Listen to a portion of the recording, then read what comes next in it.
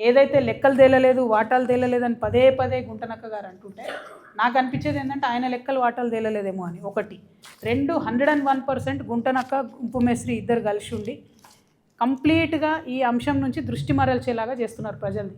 25,000 కోట్లది కొట్టేయడానికి 250 కోట్ల వ్యక్తిని చూపించి మొత్తం దృష్టి మరుస్తున్నారు. ఒకటి. రెండు, హరీష్ రావు గారు మొన్న ఫస్ట్ ప్రెస్ మీట్లో ఏం అడిగినారు? ఖచ్చితంగా మొత్తం 2014 నుంచి ఇప్పటి వరకు ఎంక్వైరీ అడిగారు. అంటే జరుగుతున్నది ఏంది ఇక్కడ? కేసీఆర్ గారి ప్రభుత్వం మీద ఎంక్వైరీ అని హరీష్ రావు గారు అడుగుతున్నారు. అన్ఫార్చునేట్లీ ఈ గుంటనక్క గారి యొక్క గోతిలో కేటీఆర్ గారు పడ్డారు. తెల్లారి ప్రెస్ మీట్ పెట్టి ఆయన కూడా అదే అడుగుతున్నాడు. మరి అంటే మీ ప్రభుత్వం మీద మీరే అడగడం ఏందన్నది చాలా వెరైటీగా అనిపించింది. సో దాన్నే నేను ఫస్ట్ నుంచి చెప్తున్నది, అదే పార్టీలో ఉంటూ ద్రోహం చేయడం కేసీఆర్ గారికి అన్నది గుంటనక్క గారికి వెన్నతో పెట్టిన విద్య. ఇప్పుడు కూడా వారు అదే చేస్తున్నారు. బీఆర్ఎస్ పార్టీ కార్యకర్తలు నేను రిక్వెస్ట్ చేస్తున్నాను, వారి విధానం చూడండి, వారు మాట్లాడే పద్ధతి చూడండి. టోటల్ 2014 నుంచి ఇప్పటి వరకు బీఆర్ఎస్ పార్టీలో ఉంటూనే